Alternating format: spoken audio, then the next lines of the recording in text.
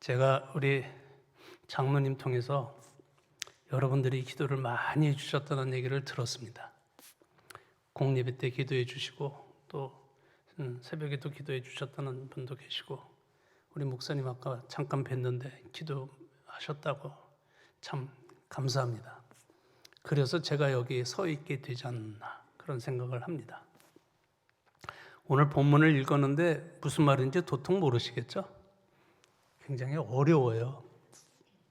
근데 이게 굉장히 어려운데 아주 간단하게 정리하면 이렇습니다. 어떤 말이 계속 반복되느냐를 보면 그 반복되는 말 속에 하나님의 메시지가 있다 이렇게 보시면 됩니다. 첫 번째는 그 부끄러움과 구원에 관한 얘기가 몇 번 나오죠. 그 다음에 두 번째는 나는 여호와라, 나밖에는 다른 신이 없다, 그런 말씀을 많이 하십니다. 이제 사이사이에 이제 고레스가 뭔가를 말하고 있는데요. 맨 처음과 맨 끝에 제가 읽었던 14절하고 맨 끝에 절하고는 이게 앞뒤가 서로 연결되는데 어떤 거냐면요. 맨 윗절은 하늘의 천사들이 그렇게 하나님이 이렇게 하셨다는 거를 고레스를 통해서 이렇게 하실 거다는 거를 이렇게 선포하는 거예요. 그러니까 우리가 연극으로 따지면 무대가 있잖아요. 무대에 등장인물들이 몇이 있어요. 하나님이 있고 고레스가 있고 그다음에 천군 천사 뭐 이렇게 존재하고 있어요. 자기 역할에 따라서 이제 무대에 나타났다 사라졌다, 무대에 나타났다 사라졌다 하는데 첫 번째하고 마지막이 뭘 얘기하냐면 하늘의 천사들이 얘기합니다. 고레스에게는 이렇게 하셨는데 하나님이 다 그렇게 하셨다. 그런 얘기예요. 그 다음부터는 고레스와 하나님이 한 번씩 이렇게 교차로 한 번씩 말씀을 하고 말을 하고 그러는 과정에 고레스가 참 어려운 삶을 살았습니다. 위기의 삶을 살았어요. 급전일학. 자기는 금방 어떻게 될지 모르는 상황이었었어요. 자기가 죽을지도 암살을 당할지도 자기가 가지고 있던 권력조차도 조그만 권력이라도 그것마저라도 빼앗겨서 자기 인생이 앞으로 어떻게 될지를 모르는 그런 상황에 처해 있었던 고레스인데 어느 날 느닷없이 하나님께서 고레스를 그 지방 모든 그 왕들을 합해서 제일 권위 있는 왕으로 만들어 주셨어요. 그리고서는 이스라엘 백성들이 고레스의 손에 의해서 나중에 다시 돌아오게 되고 성전을 짓게 되고 하는 그런 일들을 고레스가 하게 돼요. 그래서 하나님께서 고레스를 내 종으로 부르고 내가 세웠다 이런 얘기도 하셔요. 어쨌든 고레스가 그렇게 죽을 위치에 있었다가 하나님께서 살려주심으로 앞으로 미래에 이스라엘 백성들이 돌아가서 성전까지 짓는 역사를 고레스가 하도록 하나님께서 그를 세워주셨어요. 고레스 입장에서는 죽을 뻔했는데 하나님이 살려주셨거든요. 여러분, 이렇게 죽을 뻔했는데 살아나는 경험은 죽을 뻔했을 때 꼭 그런 일이 나요. 잘 나갈 때는 하나님이 그렇게 크게 관심 두지 않으세요. 잘 나가니까 놔둬도.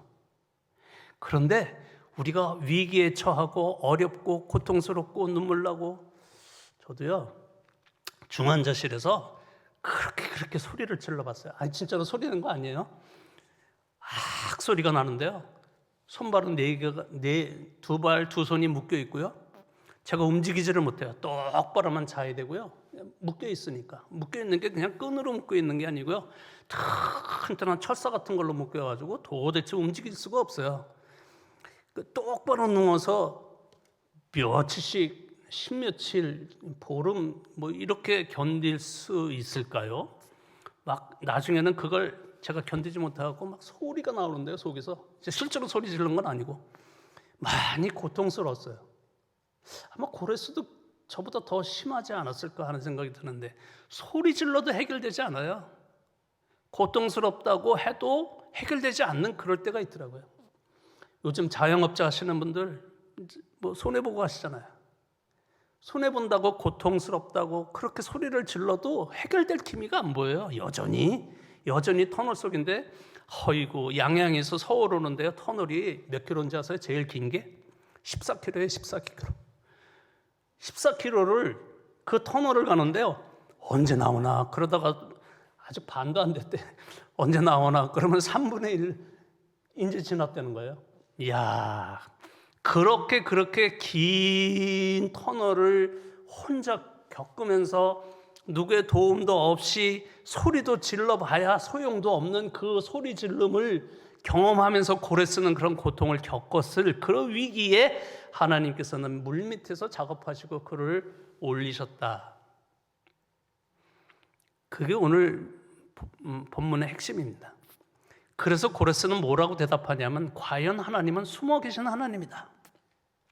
숨어 계셨다라고 하는 말은 고레스를 피해서 하나님이 도망가 계셨다 그런 얘기가 아니고요. 하나님이 안 보이시는데 뭔가 언젠가 해놓으셨다 그런 뜻입니다. 하나님이 내 눈에 안 보였어. 근데 느닷없이 하나님이 나오셔가지고 나를 이렇게 만들어 주셨어. 하나님은 광야에 숨어 계셨지만 나를 다 지켜보신 하나님. 우리 역본이 좀 달라요. 지난 과거의 역본을 보면 광야에 숨어 계신 하나님이라고 표현합니다.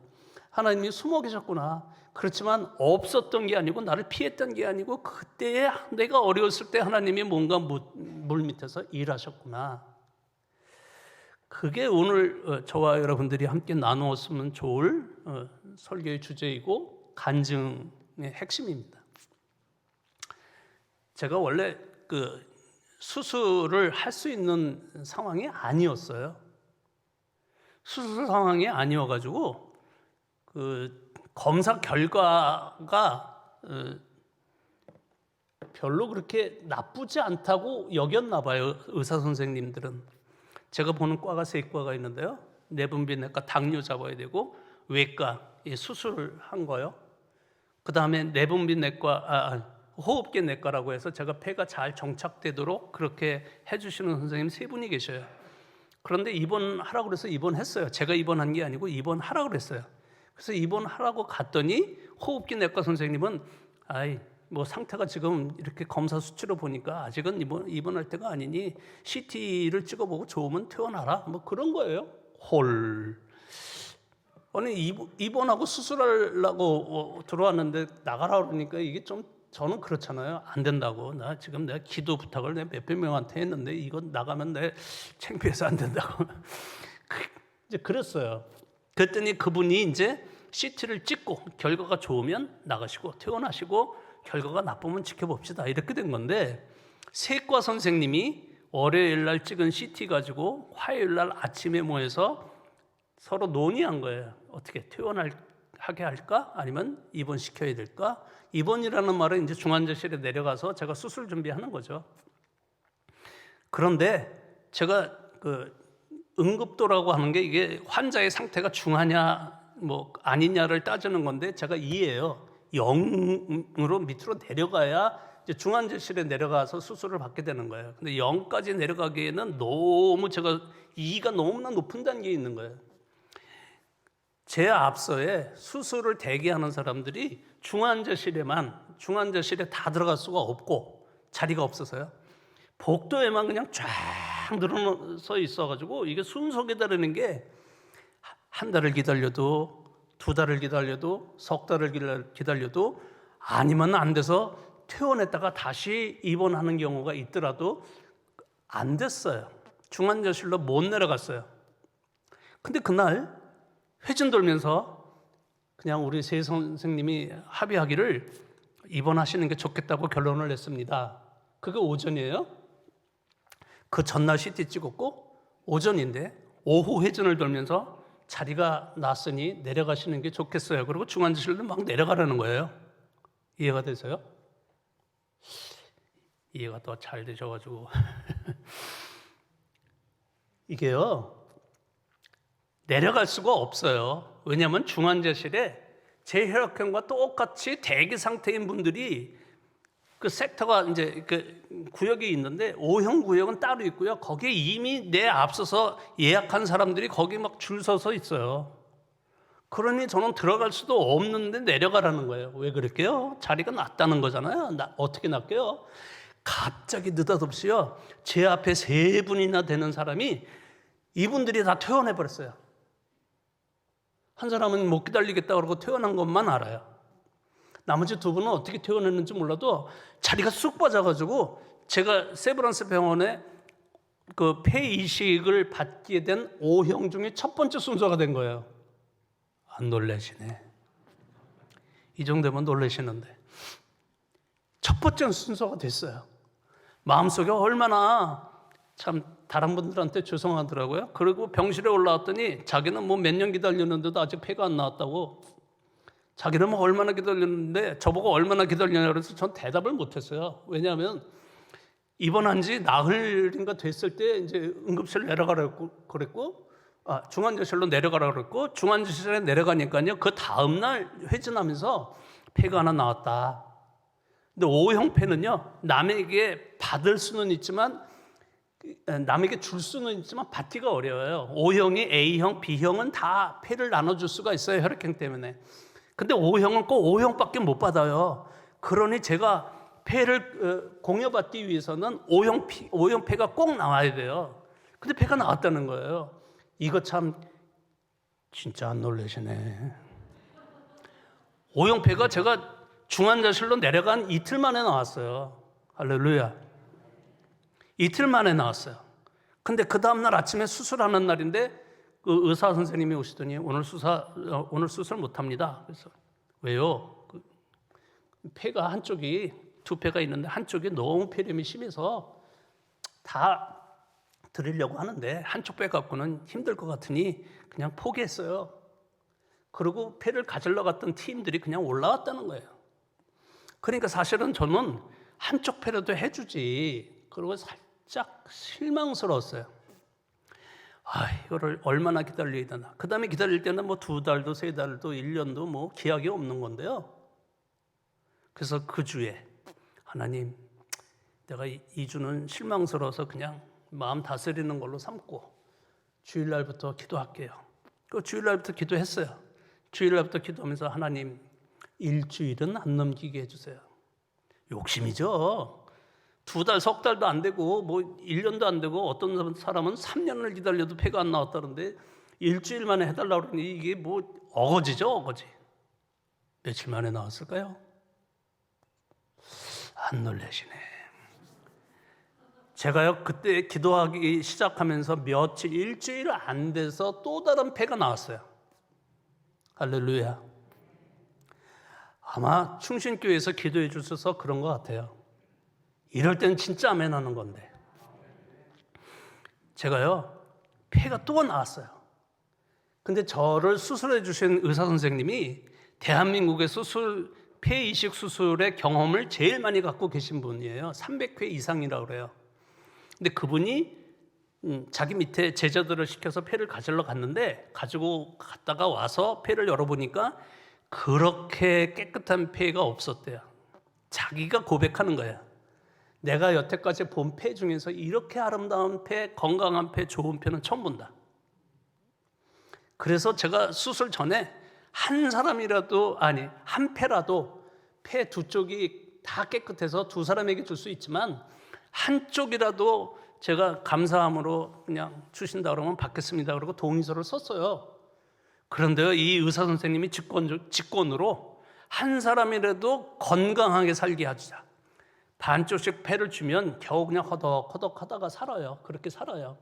그런데 이 사람은 그냥 내가 살리고 싶으니 양폐를 다 줘버려야 되겠다. 자기가 수술을 그냥 직권으로 해버린 거예요.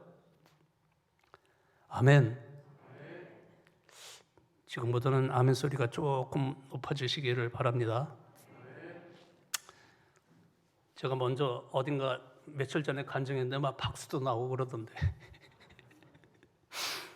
제가 그런 것까지는 바라지는 않지만 아멘 소리가 조금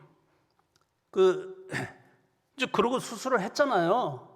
양폐를 받았어요. 근데 양폐를 받았는데 폐를 어떻게 하냐면 이 가슴 밑으로 이렇게 W자로 가슴을 째요. 그리고 이걸 다 들어올려가지고 이 쇄골 요 사이에다가 폐를 구겨 넣어요. 구겨 넣어서 이렇게 들어서 털면 폐가 펴지는 거고, 그렇지 않으면 구겨진 상태로 있어야 되는 거예요. 그러니까 저에게 오더가 나온 게 수술 끝나고는 이 폐가 펴져야 되니까 호흡을 하라는 거예요. 너 어떻게 해? 수술 환자가 어떻게 그 폐를 펴요? 근데 해라요. 안 하면 죽는데요.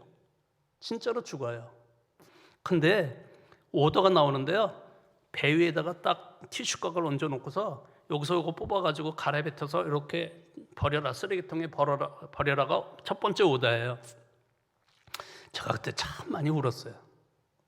배 위에 있는 티슈각에서 티슈 한 장 뽑는 게 어렵겠어요? 쉽죠? 근데 저에게는 너무 어려웠어요. 왜냐하면 수술 후 중환자실에서 누워있는 동안에 제 그 모든 근육이 다 빠져가지고요. 요거 뽑는 것도, 한 장 뽑는 것도 힘들어가지고 이틀인가 걸렸어요. 근데 그게요, 여기 이렇게 안 와요.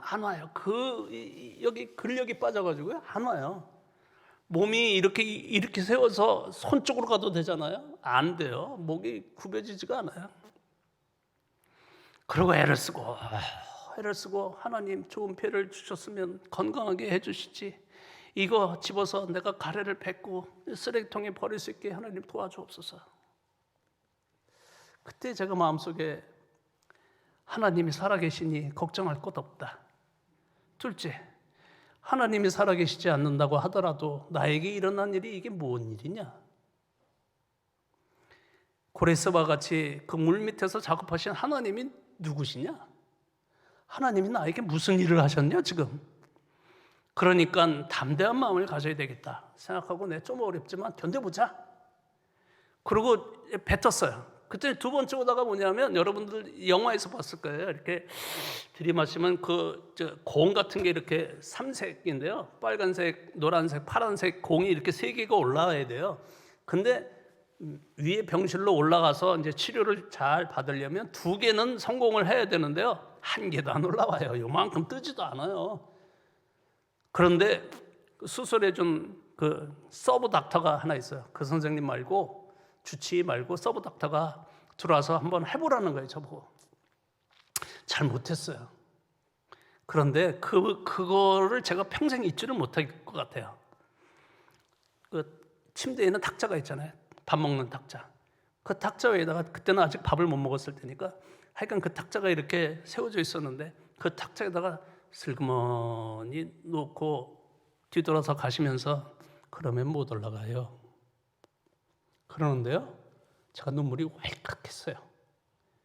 내가 살아서 선교하려고 그냥 자연사해도 되는데 굳이 좀 나아서 몇 년이라도 좀 건강한 삶으로 선교하고 싶어가지고 그렇게 수술을 했는데 그런 정도면 못 올라가요. 그러니 얼마나 이게 마음속이 요동을 치더라고요.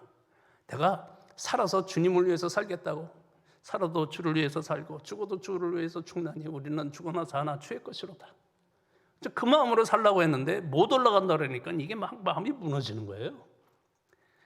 그랬더니 옆에서 간호사가, 아니 목사가 그렇게 우냐고 처음 봤다고. 그런데 하여간 그렇게 마음속에 그냥 어떻게 주체할 수가 없어서, 하나님이 이렇게 깨끗한 폐를 주셨는데 제가 못 나가지고 이거를 불지 못하는데 하나님이 힘 주세요. 그런데요, 그렇게 기도하고 난 다음부터 하나씩 올라가요. 끝에 담은요, 거기에 소리가 딱딱 해요. 그게 이렇게 부는 게 아니고요, 들이마셔요. 들이마시면 그게 공이 올라와요. 빨리 올라와서 위를 치면 딱딱 소리가 나요. 처음에는 반밖에 안 올라왔다가 한 번 치고, 그 다음에 또 두 번째 게 반만 올라왔다가 2개가 치고, 이러면 뭐 우리 집사람이 그 비디오로도 찍어놨는데 뭐 할렐루야 하는 거죠. 하나님 감사합니다. 그래도 버리지 않으셨네요.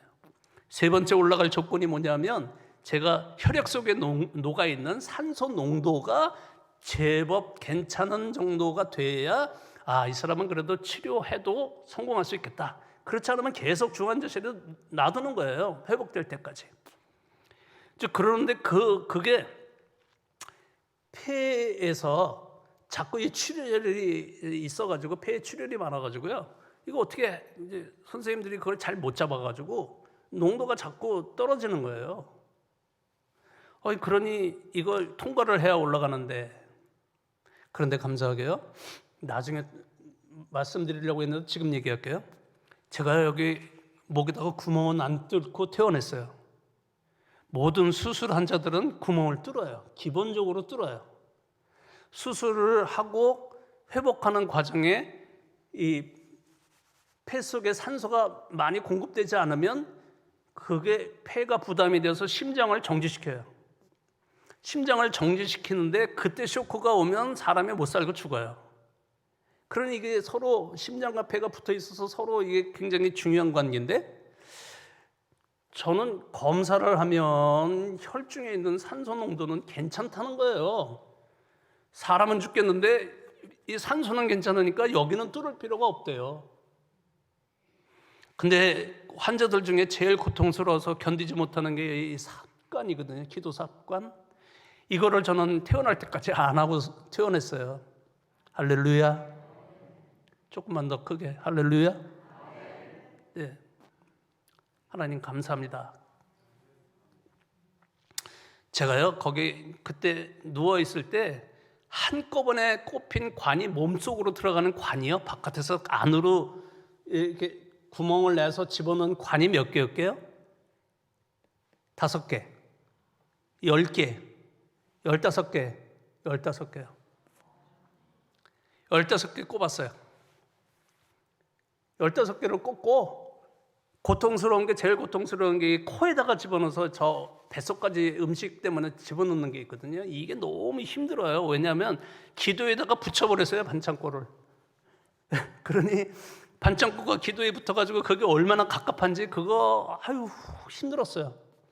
그래도 그거를 통해서 관을 집어넣고 거기다가 음식을 집어넣기도 하고 거기다가 또 관을 집어넣어서 가래를 빼내느라고 고통스럽기도 하고, 이게 너무나 가래가 안 나온다고 간호사들이 막 쑤셔가지고요, 이게 부었어요. 지금도 그래서 성대에서 소리가 잘 안 나와요.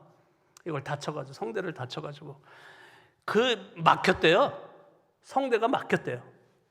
그럴 정도로 그냥 이렇게 가래 빼느라고 많이 했었는데 참 고통스러웠겠죠. 근데 그거를 하나씩 15개를 하나씩 떼가는 거예요. 검사해 보니까 괜찮네요. 그리고 이거는 오늘 떼봅시다. 또 며칠 있다가 오늘 이거는 떼봅시다. 그리고 15개를 떼는데요. 심지어는 여기다가 뭐를 닿냐면요, PICC라고 하는 게 있어요. 그거는 우리 왜 컨센트에 보면은 여러 개 꼽혀 있는 거 있잖아요. 주사를 한 구멍에 들어가게 해놓고 그거를 쭉 달아놔요. 그러면 이제 급하면 거기다가 막 수액을 꼽는 거예요. 10개도 꼽고 난리가 나요. 위급하면은 막 그렇게 꼽는데, 그거를 그냥 놔두는 게 아니고요. 그게 움직이면 안 되니까 여기 바늘로 이렇게 떠요. 그리고 실로 묶어놔요. 생사를 바늘로 떠가지고 묶어놔요. 안 움직이게. 그렇게 해가지고 막 수액을 집어넣는 그런 것도 했고, 그런데 그 중에서도 늘 마음속에 지금까지 함께 하신 하나님, 그게 과거로만 끝날 게 아니고요, 거기서 미래를 보는 거예요. 과거, 지금까지 함께 하신 하나님, 나를 살려주신 하나님, 충신교회의 기도를 들으시는 하나님, 미래를 내가 걱정할 필요가 없겠다. 똑같은 은혜를 미래에도 주실 줄로 믿는다고 생각하고 그냥 씩씩하게 살았어요. 간호원들이 놀래고 선생님들이 놀래요. 이렇게 회복이 빠른 환자는 처음 본다. 실제로요, 선생님들이 이제 숙제를 줘요. 그래서 그거를 며칠 경과를 보고 좋아지면 다음 단계로 넘어갑시다. 좋아지면 다음 단계로 넘어갑시다. 이제 그러는 이제 치료 과정인데, 저는 그거를 매일 다음 단계로 넘어가는 거예요. 매일. 의사들이 놀래요. 아니, 세상에 이런 환자가 있나? 폐가 12일 만에 폐가 2번 나온 것도 연세대학병원에서 처음이고, 매일 극복한 것도 연세대학에서 처음이고, 제가요, 우리 집사람이 비디오 찍어놨어요. 일어서서 걷는 거. 그걸 찍었는데 제가 며칠 만에 수술실에서 올라와서 며칠 만에 걸었게요? 놀라지 마세요. 그리고 아멘 하세요.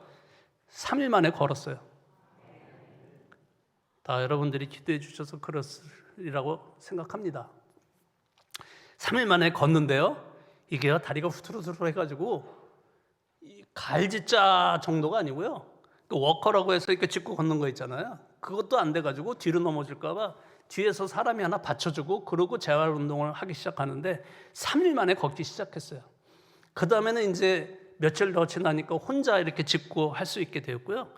그리고 또 며칠 지나니까 혼자 걸어보겠다고 그러고 걸어보고요. 아니, 이상하게 마음속에 그냥 혼자 할 수 있겠더라고요. 그 뭐 얼마나 발을 이렇게 힘들게 걸었죠. 근데 저는 그게 뭐 힘들다고 생각하지 않고 그냥 한 바퀴 돌았어요. 그 병원에서 한 바퀴 돌면 200m 돼요. 그걸 10바퀴 돌면 2km고 20바퀴 돌면 4km인데 나중에 나올 때에는 제가 제법 많이 걸었어요. 몇 킬로 걸었어요. 지금은 얼마나 걸을까요? 저희 집 앞에 치악산이라고 있는데요. 치악산의 둘레길 중에 하나가 7km 돼요. 갔다가 오면, 내려갔다 오면 7km 되는 그 길이 있는데 더 긴 길인데 제가 중간에 자르고 올라와서 이제 7km 되는 거예요. 매일 7km 걸어요. 안 놀라시네. 매일 7km 걸어요. 그러니 제가 건강해졌겠죠? 네. 한 선생님이 저를 많이 사랑해 주셨어요. 외래에 있을 때 외국에서 왔다니까 뭐 하냐고 물어보더라고요. 근데 이 선생님은 진짜 재벌, 우리나라에서 몇 손가락 안에 드는 재벌한테 자기 말을 듣지 않으려면 나가, 반말로 나 필요 없으면 가, 그런 사람이에요. 근데 저보고 뭐 하냐고 그래서 그냥 가난한 사람 그냥 같이 삽니다. 그랬더니 뭔데? 그리고 소리를 펄럭 질러요. 그럼 여기서 내가 뭐라고 얘기 안 하면 더 심사를 긁어놓을 것 같아서 그냥 뭐 선교합니다. 그랬더니 이 사람이 그냥 얌전해졌어요.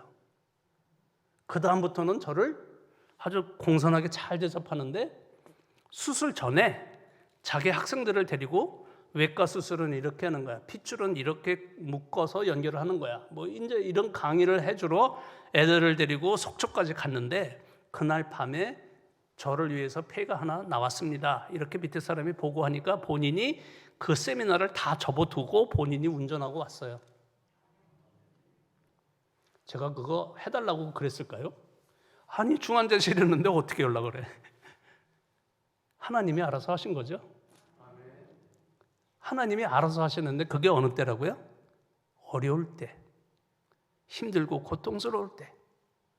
우리 하나님 성품을 좀 한번 다시 얘기해 볼까요? 하나님은 어떤 분이시라고요? 사랑의 하나님, 그렇죠? 자비로운 하나님, 인애로우신 하나님, 오래 참으시는 하나님, 그렇잖아요.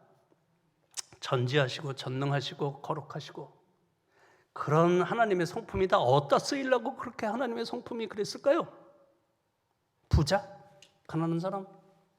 답이 나왔죠? 뻔하죠? 하나님은 자기의 성품이 가난한 사람들을 위해서 그렇게 하나님이 자기 성품을 정하신 것 같아요. 불쌍하고 가난하고 자기 힘으로 뭘 해보려고 노력해도 안 되는 사람들, 불쌍하잖아요. 하나님은 그런데 측은한 마음이 있었어요. 인애, 자비, 그게 하나님의 성품이거든요. 그러니까 불쌍하더라도, 고통 중에 있더라도 부자는 조금 천천히, 왜? 그거 없어도 그 사람들은 잘 살 거니까. 내 도움이 없이는 살 수 없는 불쌍한 사람들을 위해서 하나님의 성품도 그렇게 되어 있는 거예요. 그러므로 하나님의 관심사는 불쌍하고 어렵고 고통스러운 사람들에게 있는 거예요. 그럼 나같이 병실에 누워서 하나님의 은혜만 바라보고 아니면 죽을지도 모르는 그런 상황에 하나님 도와주시옵소서, 다윗의 자손 예수의 나를 불쌍히 여겨 주시옵소서, 내가 뭘 해주기를 원하느냐? 가난한 자를 위한 예수님의 성품이 그렇게 된, 그래서 가난한 사람을 실제로 도우시는 예수님의 사역이 그렇게 됐던 것처럼, 늘 구약을 읽거나 신약을 읽거나 하나님은 우리를 향하여 우리가 가난할 때 하나님이 도우신다, 우리가 불쌍한 처지에 있을 때 하나님이 역사하신다, 우리는 알게 모르게 우리가 어느 순간에 느닷없이 하나님이 주시는 은혜를 경험할 때가 있다. 그러니 여러분들, 너무나 어렵고 고통스러운 거, 이 시대에 다 어렵고 고통스러운데 너무 걱정하지 마세요. 하나님을 믿으시기 바랍니다. 하나님은 역사하십니다. 그래서 안 믿는 사람은 부끄러움에 처하고 그걸 믿는 사람은 구원을 얻게 하시리라. 왜냐하면 나 같은 하나님은 이 세상에 없다. 좀 뭐 해보고 싶은데 될지 안 될지 모르겠는데, 목사님, 여기 이 공간에 있는 모든 불을 다 끌 수 있을까요? 방송실 모든 불을 다 꺼줘 보세요. 여기 조명은 오케이. 감사합니다. 제가 얘기할게요. 빛이 있으라 그러면 불 켜주세요. 빛이 있으라. 이게 하나님의 창조 능력이에요. 이럴 때는 막 저쪽 교회에서 막 박수도 치고 그랬었는데, 이게 하나님의 말씀의 능력이에요. 없는 데서 추석 부르는 것 같아요. 첫째 날 뭐 나와라 그럼 네 여기 있어요. 둘째 날 뭐 나와라 그럼 다 여섯째 날까지 하나님이 부르시는 대로 나오는 거예요. 초등학교 추석 부르는 것 같아요. 뭘로? 말씀으로. 뭘 조작하거나 뭐 있는 데서 뭘 만들어내는 게 아니라 말씀으로. 나와라. 네, 여기 있어요. 나와라. 네, 여기 있어요. 빛이 있으라. 네, 여기 있습니다. 그렇게 권위가 있다고 그래요. 그걸 권위라고 그래요. 예수님이 병 고치신 게 다 그분의 권위예요. 그 권위에 눌려갖고요, 별것들이 다 힘을 못 주고, 제가 이렇게 나가면 은사주의가 되는데 하여간 예수님이 그렇게 가난한 사람들 위해서 병 고치시고 복음을 전파하시고 천국을 가르치셨는데요, 그게 다 예수 그리스도가 가졌던 그 권위가 하나님으로부터 받은 권위입니다. 예수님, 우리 하늘에서 참 악한 것들이 번개같이 땅에 떨어지는 것을 보았나이다. 야, 그까짓 거는 별거 아니야. 내 권위는 그런 권위가 아니고, 내 권위는 하늘에서 어둠의 세력들이 떨어지고 물러가고 그런 게 아니라 너희들을 아브라함의 자손으로 만드는 것이 내 권위다. 그러니까 아브라함의 자손이면 구원이죠. 그전에는 뭐였어요? 부끄러움이었어요. 부끄러움과 구원 사이를 어떻게 연결할까요? 그리스도의 은혜로 우리가 그렇게 끌려가는 거예요. 근데 그렇게 가는 걸 우리는 몰랐지만 느닷없이 어느 날 눈물을 흘리게 되고 하나님을 알게 되고 감사합니다고 고백하게 되고 하나님을 위해서 살겠다고 우리가 신앙 고백을 하게 되고 그렇게 되는 거잖아요. 느닷없이 하나님이 언젠가 나를 그렇게 역사하셔서 내가 그렇게 고백하도록 하잖아요. 내가 어려울 때, 내가 고통스러울 때, 내가 위기에 빠졌을 때, 내가 하나님을 몰랐을 때, 그때 하나님이 오셔가지고 나를 이렇게 다독거리고 만져서 하나님의 사람으로 만들어 가시잖아요. 그게 물밑 작업이라. 그거를 믿으면 그 다음에는 믿어지고 믿어지니까 믿음으로 살게 된다. 에피소드 하나만 하고 마치겠습니다. 나이아가라 폭포를 긴 줄로 메어놓고요, 장대 같은 거 하나 들고 건넌 사람이 있었습니다. 장대 들고 건너간 사람이 있었는데 이 사람이 이쪽으로 건너오자마자 인터뷰를 시작하게 됐어요. 다시 한번 건너면 건널 수 있겠습니까? 그리고 기자가 물어봤더니 어떻게 생각하세요? 여기 있는 관중들한테 물어볼까요? 그러니까 관중들한테 물어봤어요. 내가 대답하는 거 말고 관중들이 대답하도록 하게 합시다. 그래서 뒤를 돌아서서 제가 다시 건너면 건널 수 있겠습니까? 왜 아니에요? 충분해요. 한 번 더 건너셔도 되고 두 번 더 건너셔도 되고 제가 그거 믿어집니다. 그러면 하나 더 질문해 볼게요. 제 등에 누가 업혀서 건너도 제가 건널 수 있겠습니까? 그랬더니 이제 사람들이 그것도 할 수 있을 것 같다. 이제 그렇게 얘기했죠. 그랬더니 이분이 또 이제 하는 말이, 그러면 누가 내 등 위에 엎혀서 한번 건너실까요? 아무도 없죠. 우리의 믿음, 그러니까 늘 우리 난 믿음 있어 뭐 써 이게 실제적인 믿음이 아니고요. 가상의 믿음 속에 자기가 빠져 있어서 그 최면에 빠져가지고 나는 믿음 있다 이렇게 살아요. 믿음은요, 그렇게 해주신 하나님 때문에 미래에도 하나님의 은혜로 살 수 있다고 믿고 사는 거거든요. 실제적인 거거든요. 그렇지 않고 우리는 늘 믿음을 뭐라고 생각하냐면 그냥 그 현수막 같은 데다가 써놓은 믿음은 무슨 증거고 뭐고 이렇게만 생각하는 믿음으로 살고 있다. 근데 그게 아니고 실제로 이뤄내는 삶을 통해서 믿음이 진짜 완전하게 실현된다. 그때까지 그리스도께서 인도하신다.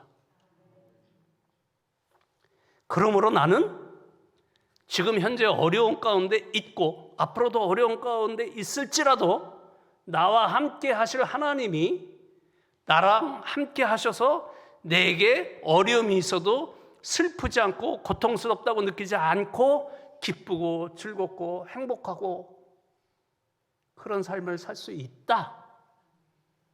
그렇게까지 가야 우리들의 신앙이 완전한 게 아닌가 하는 생각을 하게 됩니다. 여러분들은 어떤 삶, 또 여러분들에게는 하나님의 물밑 작업이 있습니까? 하나님의 성품에 대해서 이해하셨습니까? 하나님은 가난한 사람들을 위해서 자기의 성품도 그렇게 만드신 분이에요. 또 하나 하나님의 성품 중에 이런 게 있어요. 하나님이 어떻게 계신 분이죠? 그럼 좀 어렵고 질문이. 하나님은요, 영원하고 무궁하고 불변하게 계셔요. 이게 따로따로 있는 게 아니고요. 하나님 자체가 영원히 계시고 변하지 않으시고 그 다음에 이게 무궁하셔요. 다시 말씀드릴게요. 아까 하나님의 성품 중에 사랑, 그게 제일 대표적이잖아요. 우리가 이해하기를 다 똑같은 건데 하나님의 사랑은 어떻다고요? 영원하다. 하나님의 사랑은 무궁하다. 하나님의 사랑은 변하지 않는다. 하나님의 사랑이 변해서 오늘은 얘가 이쁘니까 주고 내일은 미우니까 뺏어갈게, 그런 하나님이 아니라는 거죠. 하나님의 사랑은 무궁무진해서 아무리 줘도 또 남는다. 그러니까 아무리 달래도 하나님에게는 요만큼도 뭐 흔적도 안 남으니까 또 달래자. 염치 없고 뻔뻔한 게 우리 신앙이에요. 그래가지고 하나님, 내가 지금 이렇게 살자고 마음먹었지만 여전히 못 살고 있으니 하나님 나를 불쌍히 여겨 주시옵소서. 그리고 하나님의 은혜에 다시 한번 제가 부르짖사옵니다. 나를 그냥 놔두지 마시고 하나님 나를 기억해 주시옵소서. 하나님 나를 불쌍히 여겨 주시옵소서.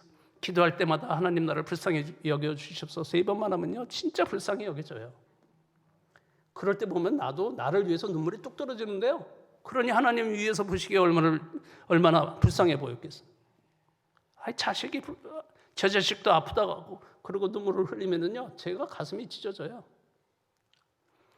한번 말씀드렸나? 우리 아들이 해병대 입대한다고 포항까지 이제 차 태워서 보내는데 들어가는 날 돈이 없었어요. 남들은 고기 사서 사 먹여서 보내는데 저는 100판 사줬어요. 그걸 제가 잊지를 않아요. 그럼 언젠가 아들한테 얘기했어요. 아빠가 없어서 그랬으니까 그때 미안했다. 이해해라.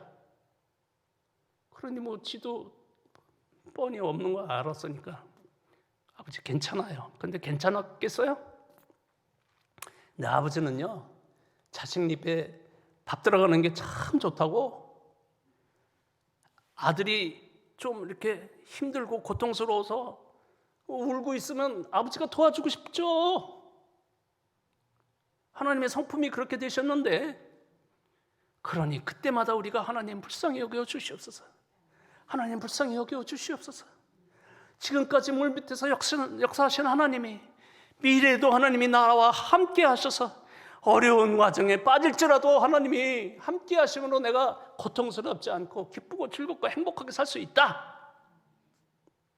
기도하겠습니다. 살아계신 아버지 하나님, 은혜를 감사합니다. 고레스에게 주신 그 은혜를 우리에게도 나눠 주시옵소서. 고레스에게 주신 하나님의 사랑을 우리에게도 베풀어 주시옵소서. 그래서 이 어려운 시기를 지나는 동안에 하나님 잃어버리지 아니하게 하시고 어려울 때 배고파서 하나님을 욕하지 아니하게 하시고, 오히려 어려울 때라도 하나님 앞에 우리를 의지하고 하나님 앞에 우리를 의탁하면서 하나님께서 우리를 버리지 아니하시고 우리를 기억하시고, 나사로 무덤 앞에서 눈물을 흘렸던 예수님의 마음처럼 우리를 불쌍히 여기시는 그 마음이 하나님에게 있음을 우리가 압니다.